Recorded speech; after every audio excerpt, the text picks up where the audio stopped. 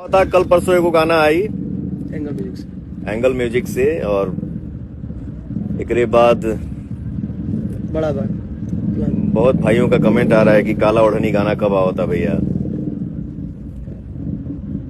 आप लोग के आशीर्वाद बरसत रहे, गाना तो आवते रहे, गाना आई, फिल्म आई, और जो भी अच्छा अच्छा प्रोजेक्ट हुई वो आप लोगन के सामने अइबे करी, क्योंकि आदमी काम करता जागता दिन रात, इसलिए जग रहा है, इसलिए काम कर रहा है कि कोई भी काम का आउटपुट जो है वो आप लोगों के सामने जाए और आप लोग उसे सराहें, आशीर्वाद दें और अपना प्यार दें। आपका आशीर्वाद ही मेरे लिए सब कुछ है। जीवन में बहुत कुछ है